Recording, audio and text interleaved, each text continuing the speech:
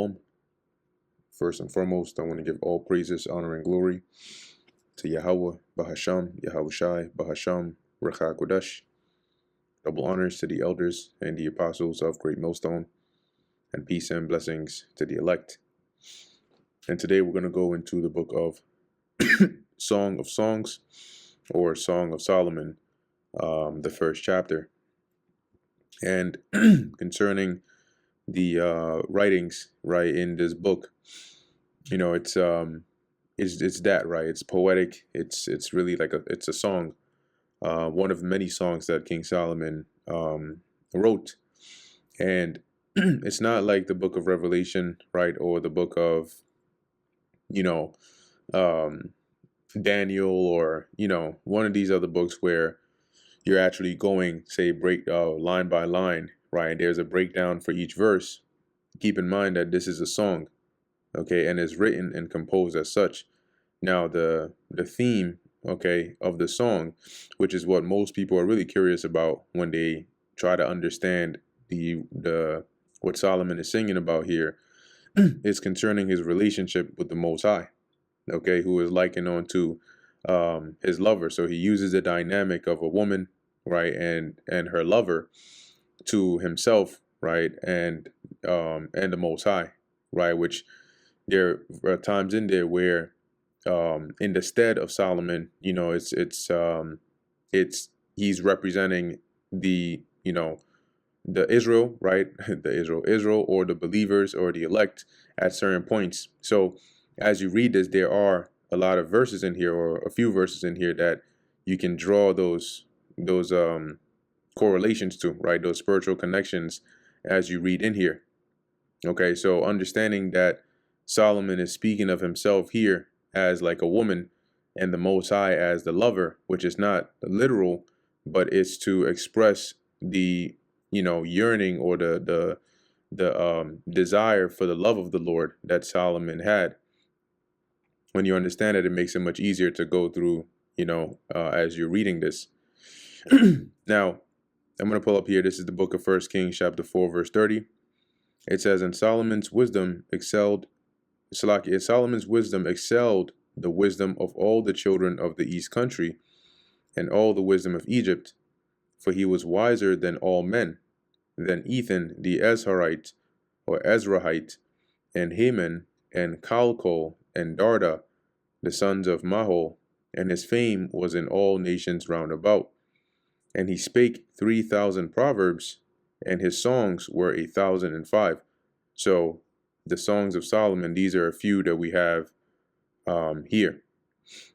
Now, one additional thing I wanted to mention was, when you look at, song lyrics today, for example, right? One that came to mind was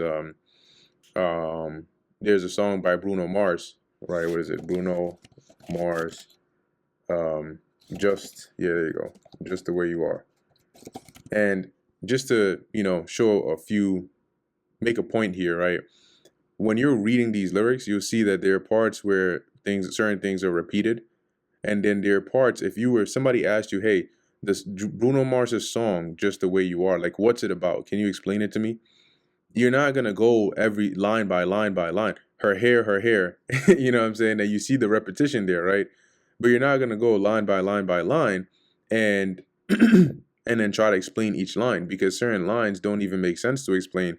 They're just self-explanatory, right? And then there's certain parts in here where they're not literal, okay? They are either metaphorical, or they are, just to emphasize a certain point, okay? So let me see if we can find something in here. Okay, right. So here, when he starts, let's see if I can. Yeah, so here he says, her eyes, right? Oh, her eyes make the stars look like they're not shining. Now, that's not literal, right? It doesn't mean that when he looks at her eyes, this all of a sudden she has like some superpower and the actual stars stop shining. But it's a song, and he's emphasizing the spark that he sees in her eyes. But he's wording it in this way to because it's a song, it's to emphasize that point, right? But when you go down, for example, Let me see. There's a part. There you go. Right. This part right here. Just the way you are, the way you are, the way you are. Girl, you're amazing just the way you are. He's pretty much saying the same thing. Like you can see here that he is singing about how infatuated he is with her, right? How amazing he finds her. So there's no point to repeat and try to explain away each line he's making here, right? And I'm using this as an example of a modern day song because people are, more inclined, or it's easier to understand things when you relate it to our time today. So likewise, when we go to the book of, or Song of Solomon or Song of Songs, the first chapter, keep in mind it's a song, and most songs, whether historical or now, they still follow some similar pattern. Okay, so let's go into it. This is a Song of Songs, or Song of Solomon, chapter 1, verse 1. The Song of Songs, which is Solomon's. Now, when you pull this up in the NLT as well, what they'll do is they will let me see if I can, maybe it's this verse or maybe it's the verse after this. Okay, so you notice here it says the Shulamite, and in the beginning of a lot of these verses here, right, in the NLT, or actually in the NKJV, it says the Shulamite, which is referring to Solomon. But in the NLT, it says young woman. And then when you go to the next verse, or as you keep on going, they basically try to point out when the speaker, or, the perspective changes, because it's between a woman and a man. Okay. But in any case, let's go into it. So verse 2, it says, let him kiss me with the kisses of his mouth. Now, when you kiss somebody, it's what does that signify? Right? You don't just go around kissing strangers, right? When you kiss somebody, it's to signify being intimate or very close with them. Okay, and there are different kinds of kisses. There's the kind of kiss you kiss your woman. There's a kind of kiss you kiss your child, right? On the forehead or on the cheek. So when you kiss someone, it's an expression of love, or, closeness with that person. So when Solomon says, let him kiss me with the kisses of his mouth, he is here desiring that closeness with the Lord, all right, with the Most High. For thy love is better than wine. All right, and as once again, he's here just glorifying the Lord, right? Like I want to be near and dear to the Lord. For his love is better than wine, and wine is something that is used for pleasure mostly, right? It's a pleasant, drink and festivities and feast you would have it. So when you say someone's love is better than wine, it's just another way of just saying that you desire, or you hold highly their love. Because of the savor of thy good ointments, thy name is as ointment poured forth. The savor of thy good ointments, it's like today if somebody was to compliment you for your cologne, right? Or how well you smell. So here the savor is like the scent of your ointment or your oil. Thy name is as ointment poured forth. So just the sound of your name is like a very sweet smelling oil or fragrance. Therefore do the virgins love thee. Now on a literal level, it's like this is one of the many reasons why, to put it in modern terms and a bit more blunt, I'll keep it PG, but it's like when they say like this guy gets women, usually they'll say he gets bees, itches, bee itches. But here it says, therefore do the virgins love thee. Okay, and analogous to this is the representation of the elect, all right, and the Lord, because the scriptures also liken the elect onto virgins. All right, let's go there real quick in the book of Revelation, chapter 14, verse 4. It says here, these are they, and this is dealing with the, let me start at 3. and they sung as it were a new song before the throne and before the 4 beasts and the elders, and no man could learn that song but the 144,000, which were redeemed from the earth. These are they which were not defiled with women. These women are not literal women. They are a representation of, when you read in the book of Proverbs, the first few chapters, around the 5th and 6th chapters, what Solomon does there is he uses in speaking about a dual fold, right? Actual women and doctrines or philosophies or ways of life as women, right? Just like wisdom on the right hand side is personified as a woman, wisdom on the left hand side is also personified as a woman. So here, these women would be left-handed wisdom, ways of philosophies or ways of life or knowledge that defiles you or causes you to go astray from the Heavenly Father. So these were not defiled with women, for they are virgins. Now, it does not mean that the Apostle Peter had a wife. How would he have a wife if he was a virgin? But we know he is one of the Lord's elect. And he is one of those that's likened on to not being defiled with a woman. So how then would he be likened on to being a virgin? Okay, so it's not talking about a virgin as in not having dealt with a physical woman before, but being a virgin spiritually means that you are undefiled by any other means of doctrine or philosophy. These are because what happened, right? You may say, well, we were in the world at one point and we followed these things, but the scriptures also tell you that we were born again, right? That old self died on the cross with Yahushua. And when he came back to life, he gave us a new life. So we are, as it would say, as the scriptures say, new creatures in Yahushua. That's being born again. So if we're born again and in this new life we've been given, we've only followed the Lord, then that's likened on to being a virgin. These are they which follow the Lamb whithersoever he goeth, the Lamb representing Yahushua.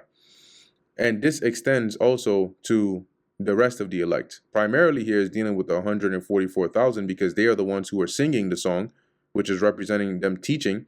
But the Lord looks at the rest of the elect also as being not defiled with women and virgins as well. So it says here, these were redeemed from among men, being the first fruits unto God and to the Lamb. So going back to Song of Songs, chapter 1, verse 3, you can liken here, or you can draw that connection with the virgins. If the thee is referring to the Most High, Solomon loves the Most High, but so do these virgins, which are likened onto the elect. And we just read a precept about that in Revelation 14. So you'll notice there are a lot of allegories in this song as well. Verse 4, draw me, we will run after thee. The king hath brought me into his chambers. We will be glad and rejoice in thee. So you notice he's saying the we. We will remember thy love more than wine. So here, the we are like Solomon plus those virgins. Okay, so it says here, and they are likened onto the ones that are like if you were likening this onto an actual king, these will be his women. We will remember thy love more than wine, the upright love thee. So here it says, draw me, right? Which is like, and we will run after thee. So draw me, when you draw someone, you call them onto you. And Solomon is saying that here, right? We will run after thee. Basically, we will seek after you. Like how Solomon sought after the Most High, and how the elect seek after Yahweh Ba'ashem Yahushai, right? We just read here that they follow the Lamb whithersoever he goeth. So in that seeking, let's get another precept on that. I believe this is Isaiah chapter 26, verse 9. It says here, right, with my soul have I desired thee in the night. Yea, with my spirit within me will I seek thee early. And the word early here, let's go into that. It's not just like, okay, I'm going to wake up, when the cock crows to seek after you. But it says to seek earnestly, right? To look diligently for. So when it says early, it's also in the sense of to seek diligently for someone. And here that someone is the Lord. For when thy judgments are in the earth, the inhabitants of the world will learn righteousness. So coming back here, it says, the king hath brought me into his chambers, and the king being the Most High, and the chambers here would represent, if you look at the chambers, you wouldn't take somebody into your chambers, which is likened onto like your room, and that person just be any old regular person, right? So when the Lord takes us into his chambers, is likened onto the secrets, all right, where his secrets are that he reveals to us. We will be glad and rejoice in thee. We will remember thy love more than wine. And that's the same spirit that the elect carry, right? To rejoice in the Lord. The Apostle Peter mentioned concerning Yahushua that on their part he is evil spoken of, but on our part he is glorified. In whom, having not seen, we, rejoice with joy unspeakable, roughly paraphrasing. We will remember thy love more than wine. The upright love thee. So once again, like the virgins, who are the upright likened unto? The elect. I am black, but comely. And black meaning he's dark. Well, here in the sense, in playing the role or singing about the woman, okay, which is him, but in the song. All right, that's the character, that's the role. So I am black. Here it means dark. Okay, to be dark. Let's go into that word black. Because nobody's, really black. We're all shades of brown. So it says here black, jetty, black, but it's referring to the, what does that say? Of skin, right? Of skin. So it's referring to the skin complexion, meaning that Solomon is describing himself here as a Shulamite woman, but even just in general, Solomon himself was dark. But comely meaning beautiful, right? You still look good. Comely, beautiful, seemingly. Okay, so Solomon in real life was dark skinned, and also in the context of the song, playing the role of that woman. He is saying here that I'm dark skinned, but I'm beautiful. O ye daughters of Jerusalem, as the tents of Kedar, as the curtains of Solomon. So the tents of Kedar is likening onto the dark skin part, and the curtains of Solomon is likening onto the comely or beautiful part. So let's go into that tents of Kedar. And the tents here, on the literal sense, when you deal with the actual tent, because when you go into, they'll say that Kedar being I believe it was Ishmaelite, a descendant of Ishmael, or a son of Ishmael. Yeah, son of Ishmael. And as it says that they were nomadic, right? Tribe of the nomads. And the thing about nomads is they would often, travel and they would set up their tents and so on, which would sometimes be made of goat's hair, which is dark or black. All right. But here he's referring to the skin. You see that? Of the skin or the tent. And the skin complexion here of Kedar. Now, in the ancient world, you had a concept of nomen omen, right? Name prediction. And so sometimes you would name somebody either after a certain distinct feature of them, or you would name somebody with a name that they would grow to fill, right? Or to fulfill that name. So here with Kedar meaning dark, right? Quadar, that was dealing with his complexion, all right? Likely came out very dark, more dark than the rest of his siblings. Hence he had the name Kedar.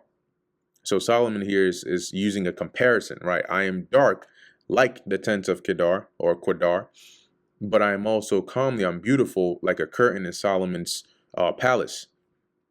Now, the scriptures tell you about the glory of Solomon. So the curtains of Solomon is likened on to being beautiful.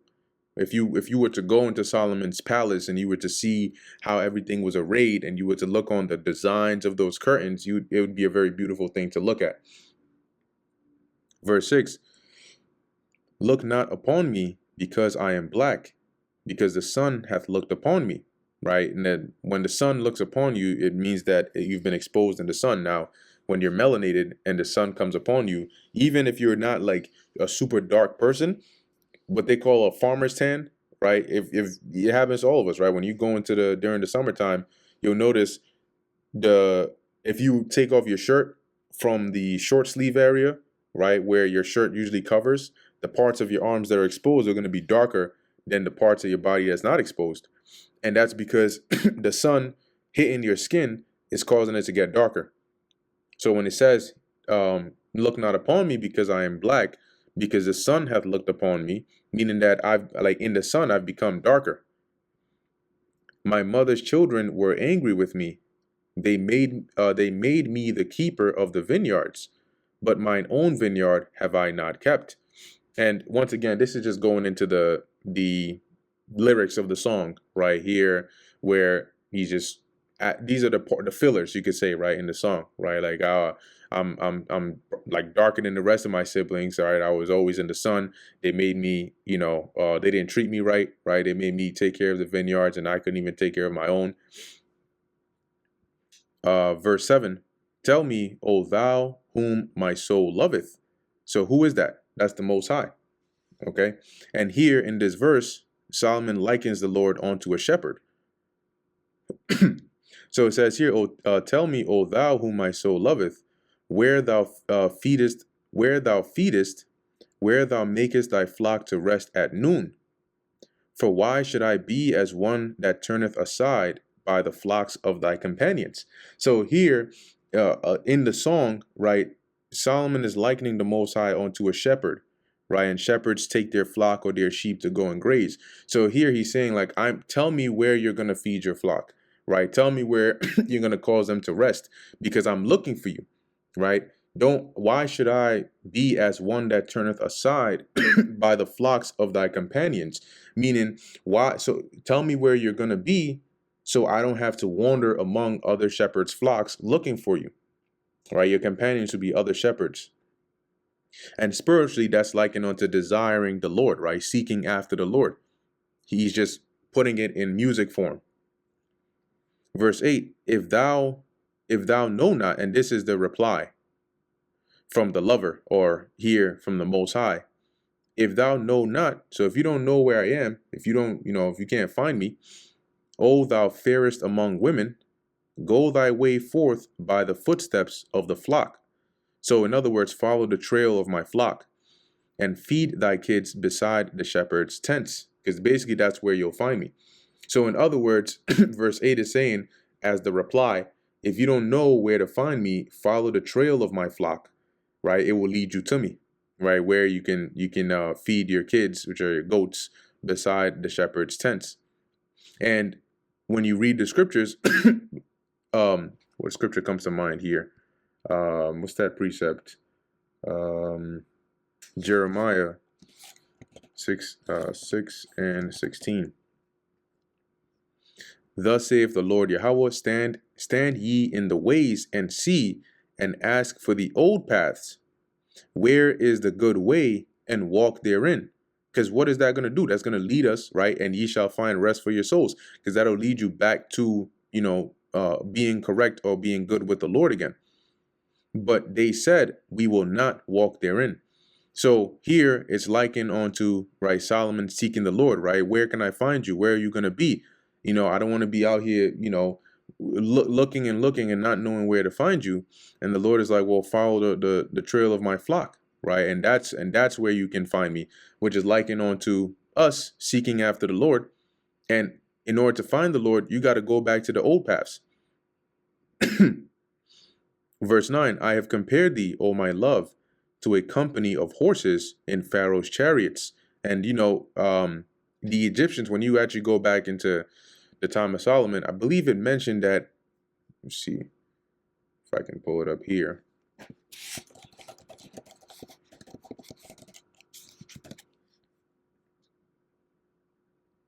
Yeah, it says Solomon imported horses and chariots from Egypt and Cilicia to build a massive elite, keyword elite cavalry and chariot force, with costs recorded at 600 shekels per chariot and 150 per horse. These imports, which also involved exporting horses to Hittite and Aramean kings, were a direct violation of the Mosaic law. All right, that's not what I'm here for. The point here is, why did Solomon import these horses from Egypt? Because they had a lot, and they also had, as it says, in order for him to have an elite cavalry, right? So their horses were, you could say, top notch.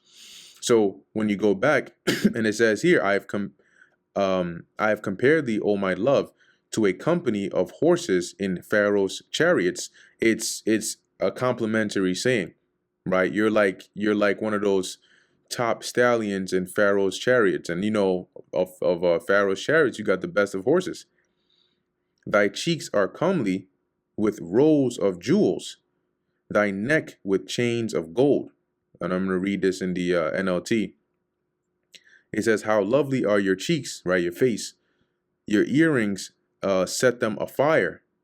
How lovely is your and you see this is not actually literal, right? But it's kind of like what I pulled up in the beginning, right? About the Bruno Mars song, okay? About how he's singing here, and he's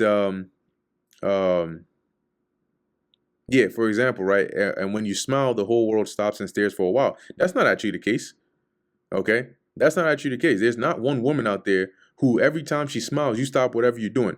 If you're mid showering, if you're cooking, if you're driving, everybody just stops and looks in the direction where she's at. You could be over there in Antarctica, and the second she smiles, you stop and you stare for a while. That's not literal, right? It's part of the song. Okay, that's a part of the nature of music. So going back, continuing here in the NLT, how lovely is your neck, enhanced by a string of jewels. and yeah, you see some women, they have a very feminine look, and they put on, some nice jewelry, and it just like makes it, it makes it stand out, right? It makes them look nice. It compliments them.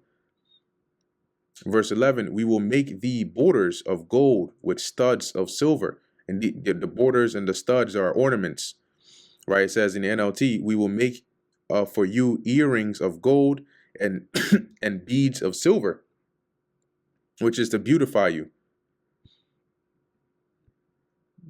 Verse 12, while the king sitteth at his table, my spikenard sendeth forth the smell thereof. Spikenard is like a fragrance. Okay, so in this case, like the oil she has on, or perfume. So saying while the king is sitting at his table, once again, this is a part of the story of the song, right? The lyrics here. So while the king is sitting at his table, my fragrance is a good smelling fragrance, and I know it's he can smell it from here. Verse 13, a bundle of myrrh is my well beloved unto me. He shall lie all night betwixt my breasts. So from the perspective of the woman, right here, saying the bundle of myrrh is, like a sweet smelling scent, right?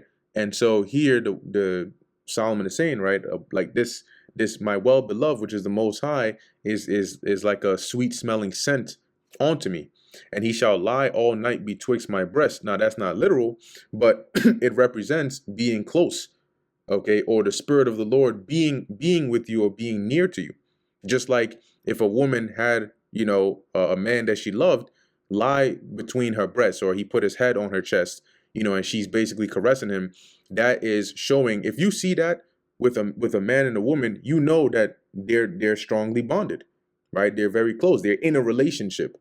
So here, that's to signify, right, the well-beloved being the Most High, that's to signify the presence of the Lord dwelling with you.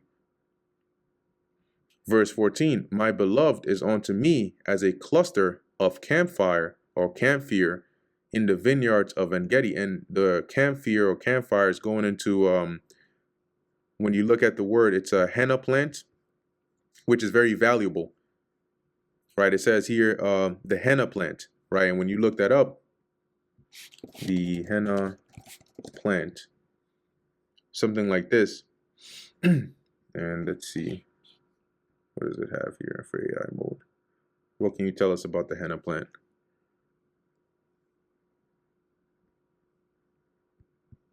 Okay. Yeah, it says here, the henna plant, known scientifically as Lawsonia inermis, is a flowering shrub or small tree primarily celebrated for the reddish-orange dye produced from its leaves. Native to hot, arid regions of North Africa, the Middle East, and South Asia, it has been used for over 5,000 years for body art, hair coloring, and traditional medicine, right? And it has many other uses of it, but it's very beneficial, right? Body art, hair and textiles, cooling agent, medicine. So when you liken somebody today, right?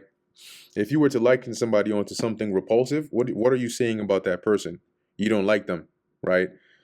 And if you liken them onto something good or something attractive or something valuable, what are you saying? You're saying that this person is very valuable to you. And that's what Solomon is saying, right? My beloved is unto me as a cluster of campfire in the vineyards of En-gedi, which here he's saying how much he values the Lord. Behold, thou art fair, my love. Behold, thou art fair.